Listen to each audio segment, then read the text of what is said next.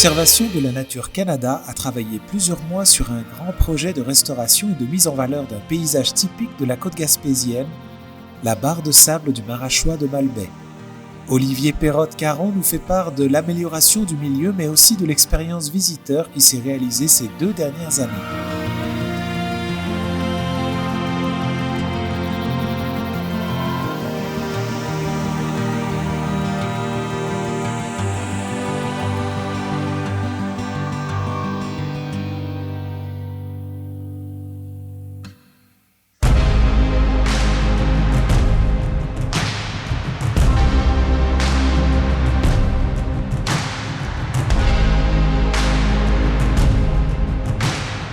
En fait, je m'appelle Olivier Perrotte-Caron, je suis biologiste et chargé de projet pour Conservation de la Nature Canada.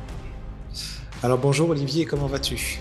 Très bien, merci. Écoute, ce qui nous amène à se parler aujourd'hui, c'est par rapport au grand projet de restauration et d'aménagement de la barre de sable du Marachois de Malbaie. Mais juste avant, j'aimerais ça que tu nous fasses un reflet ou un résumé de ce que Conservation de la Nature Canada est et fait aussi pour ceux qui connaissent moins. En fait, Conservation de la Nature Canada, c'est un organisme à but non lucratif, privé, qui a pour mission de protéger et de gérer des milieux naturels privés à des fins d'aires protégées. Donc, au Canada, on protège, on a contribué à la protection d'autour de 14 millions d'hectares. Puis au Québec, c'est 50 000 hectares. Spécifiquement pour le Marachois de Malbaie, on conserve environ 200 hectares de milieux naturels. Est-ce que ça veut dire que vous êtes comme responsable de cette zone physiquement et aussi dans la gestion quotidienne? On n'est pas responsable spécifiquement du Marachois de Malbaie.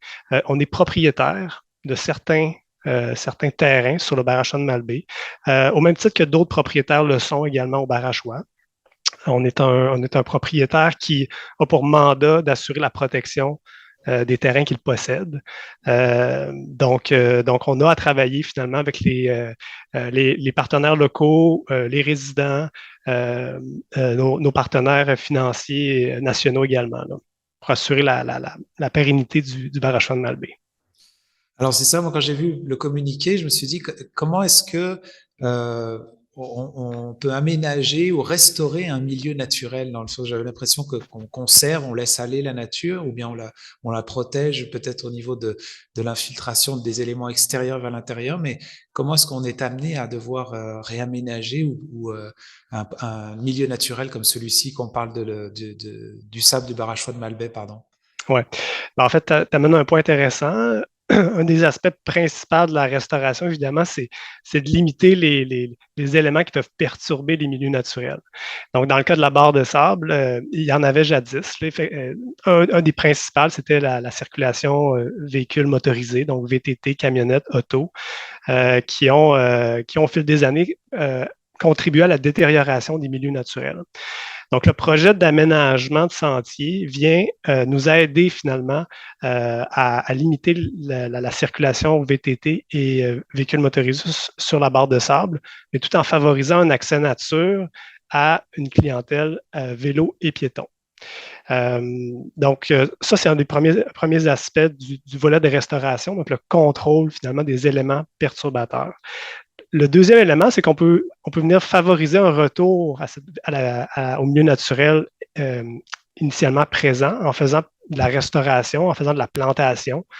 Donc, c'est ce qu'on a fait. On va planter d'ici 2024 au-delà de 2000 arbres sur la barre de sable et plus de 800 plants d'amophiles à ligules courtes, là, qui est une plante herbacée qui aide à stabiliser la barre de sable contre les agents perturbateurs naturels ou anthropiques, là, donc humains ou naturels qu'on peut avoir. Là. Ben, le projet d'aménagement de sentier est complété. Donc, le sentier est ouvert au public. On invite évidemment toute la population à aller visiter ce site merveilleux là, qui permet vraiment un contact privilégié avec une nature époustouflante du Marachois de Malbaie et de la barre de sable. Donc là, à partir de maintenant, le site est accessible au public, accès vélo-piéton seulement. Et puis, donc, sur le site, vous allez retrouver des aménagements il y a des aires de repos, il y a une plateforme aménagée de 520 mètres qui surplombe, en fait, la barre de sable pour protéger, finalement, la dune et la végétation fragile qu'on retrouve en dessous. Puis, donc, l'autre volet qui est la restauration, ce volet-là a été initié dans les dernières années, mais il va se poursuivre jusqu'en 2024. Donc, on a commencé à faire de la plantation, puis on va continuer à en faire avec la communauté jusqu'en 2024 pour vraiment permettre à la nature de reprendre ses droits sur les sites qui avaient été un petit peu perturbés dans les dernières années, là. Justement, comment, pour ceux qui peut-être qui bien comprendre votre rôle, euh, comment vous vous êtes rendu compte jusqu'à quel point il a fallu mettre en place ce projet-là? Qu'est-ce qui se passait dans le fond concrètement sur le terrain pour que vous réalisiez qu'il faut mettre en place ce réaménagement-là? Ouais. Ben, en fait, le mandat de conservation de la nature, comme je le mentionnais plus tôt, c'est de protéger et de gérer des milieux naturels en, en terre privée. Donc, à partir du moment où on devient propriétaire, on a un engagement envers les anciens propriétaires qui ont voulu travailler avec Conservation de la nature pour protéger leur terrain, mais également un engagement avec les donateurs, les partenaires qui nous ont supportés dans nos initiatives pour conserver les milieux naturels. Donc, à partir du moment où on observe des éléments qui viennent finalement détruire la nature qu'on souhaite venir protéger, on se doit d'intervenir. Donc, c'est ce qu'on a fait pour la barre de sable. Mais je dois mettre de l'avant que c'est avant tout un projet pour favoriser l'accès public. C'est vraiment ce qu'on souhaitait, favoriser qu'il y ait un contact privilégié avec la communauté locale, puis la communauté touristique, là, les touristes qui viennent en grand nombre nous visiter durant l'été.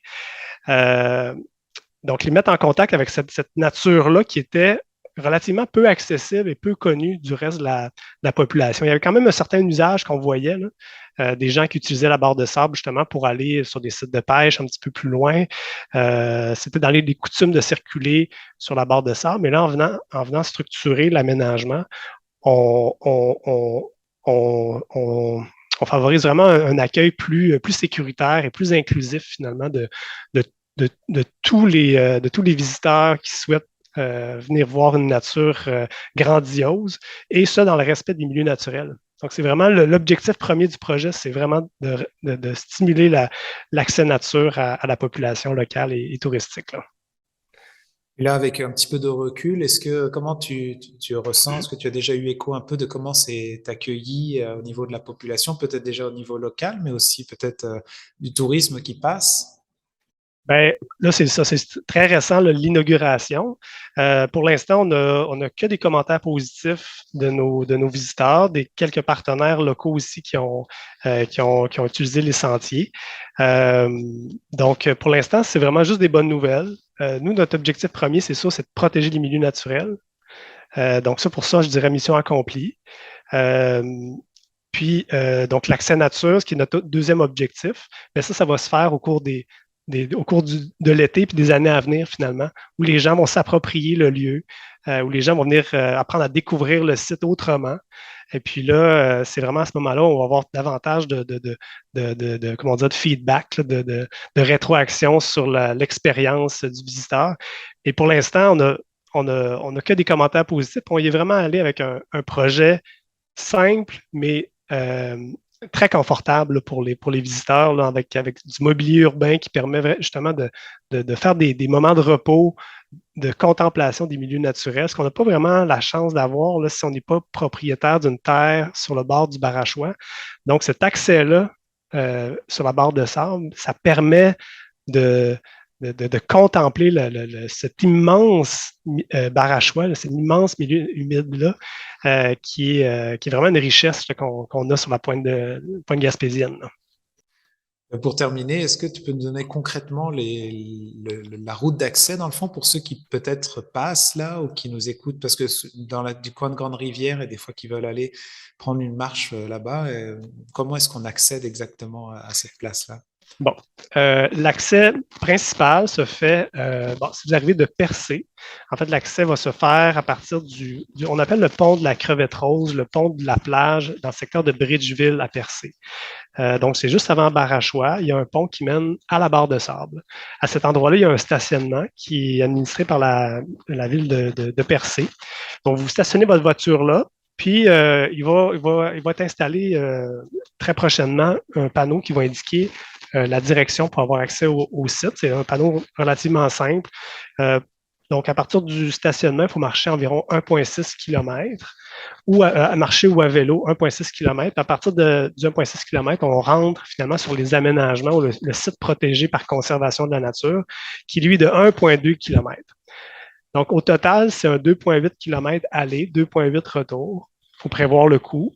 Mais c'est une très belle balade là, qui se fait en une demi-journée à pied ou en 1 heure ou 2 maximum là, à vélo là, avec les différentes haltes de repos qu'on peut observer. Donc, j'invite vraiment la population à les découvrir et à commenter évidemment leur expérience là, le plus possible. Merci beaucoup, Olivier, pour ton temps. Puis on vous souhaite un bon été. Merci. Est-ce que je peux rajouter un élément? Oui, bien sûr, sans problème. C'est sûr que nous, Conservation de la nature, on ne peut pas réaliser ces projets-là sans le soutien financier de nos partenaires. Ils sont nombreux au projet, fait que je prendrai quand même un petit moment pour les remercier. Là. Bien sûr. Le premier étant le Développement économique Canada via le Fonds canadien de revitalisation des communautés qui nous a soutenus grandement dans la réalisation des infrastructures. Il y a le projet de partenariat des milieux naturels.